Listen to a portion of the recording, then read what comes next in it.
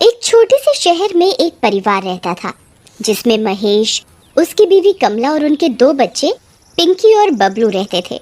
महेश कपड़े की एक फैक्ट्री में काम किया करता था।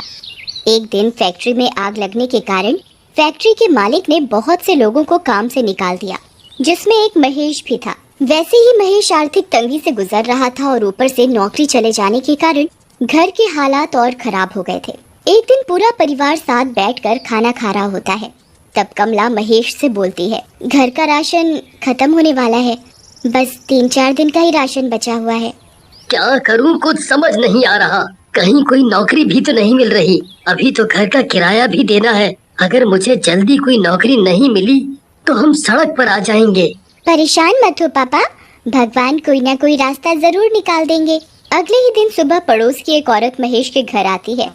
सब लोग उनको प्यार से मौसी बुलाते थे। वो बहुत अच्छे पैसे वाले घर से थी और अक्सर लोगों की मदद किया करती थी। अरे कमला, मैंने सुना कि महेश की नौकरी चली गई और तुम्हारे घर के हालात भी कुछ ठीक नहीं चल रहे हैं। जी मौसी, बस मैं आपको क्या बताऊं कि इस वक्त हम लोग कितने बुरे हालातों से गुजर रहे हैं। परेशान मत हो कमला, सब ठीक हो जाएगा। एक काम करो, तुम लोग मेरे गांव चले जाओ। वहाँ हमारा एक मकान है जो सालों से बंद पड़ा है। तुम्हारे घर के हालात जब तक ठीक नहीं हो जाते तुम लोग आराम से वहाँ रहो। बस उस घर में ऊपर की मंजिल पर एक बंद कमरा है, उसे मत खोलना। दरअसल उसमें हमारा कुछ जरूरी सामान है। और रही महेश की नौकरी की बात, तो उसके लिए भी परेशान होने की बिल्कुल जरूरत नहीं है। उस गांव में जो स्कूल है, मैं उसके प्रिंसिपल को बहुत अच्छे से जानती हूँ। मैं उनको बोलकर महेश को किसी न किसी काम के लिए वहाँ लगवा ही दूंगी और तुम लोग पिंकी और बबलू को भी उसी स्कूल में पढ़ा सकते हो। ये तो बहुत अच्छा रहेगा मौसी, आपका ये एहसान हम कभी नहीं भूलेंगे। कमला महेश के घर आते ही उसे सारी बात बताती है। महेश की खुशी का तो कोई ठिकाना ही नहीं रहता। ऐसा लग रहा था मानो जैसे जादू से पल भर में उनकी सारी मुश्किलें छूमंतर हो गई हों। पर वो इस बात से बिल्कुल अनजान थी कि उनकी मुश्किलें तो उनका कहीं और इंतजार कर रही हैं। कमला, तुम आज ही सारा जरूरी सामान बांध लो, हम कल सुबह ही निकल जाएंगे। अगले दिन सुबह पूरा परिवार गांव के लिए निकल जाता है। गांव पहुंचते पहुंचते उनको शाम हो जाती है। गांव पहुंचकर महेश बताए हुए एड्रेस को ढूंढने लगता है। तभी उसे एक आदमी मिलता है। भाई साहब, जरा ये पता तो बताना। दरअसल हम लोग इस गांव में नए हैं, तो हमें यहाँ का कुछ नहीं पता।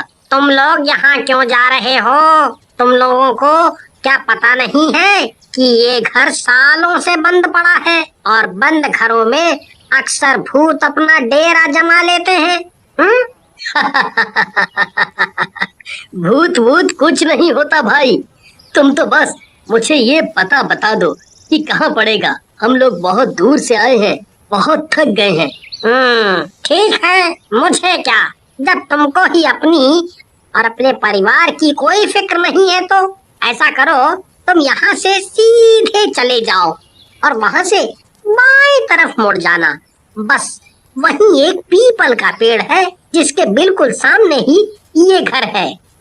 महेश अपने परिवार के साथ उस घर तक पहुँच जाता है।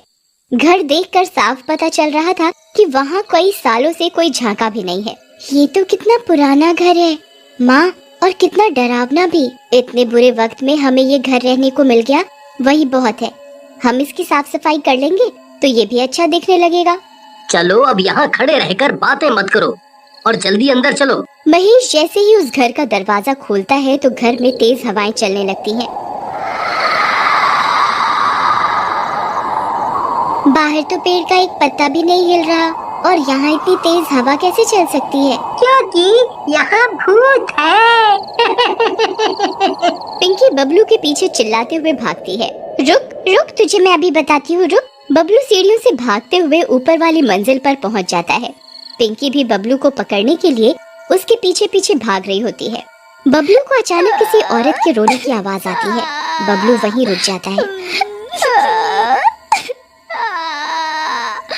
और ध्यान से उस आवाज को सुनने लगता है, पर आवाज अचानक से बंद हो जाती है। क्या हुआ बबलू, थक गया क्या? नहीं दीदी, मुझे अचानक किसी औरत के रोने की आवाज सुनाई पड़ रही थी, इसलिए मैं यहाँ रुक गया। इतनी रात को कौन रोएगा? जरूर तूने किसी बिल्ली के रोने की आवाज सुनी होगी और तुझे लगा होगा कि कोई औरत रो रही है। अब चल नीचे, कुछ खा पी कर सो जाते हैं। बबलू पिंकी को बहुत समझाता है पर पिंकी उसकी एक नहीं सुनती। उसे लगता है कि बबलू उसे डराने के लिए ये सब बातें बोल रहा है। पिंकी बबलू की बात पर ध्यान नहीं देती और वापस नीचे जाने लगती है। बबलू भी उसके पीछे पीछे जा ही रहा होता है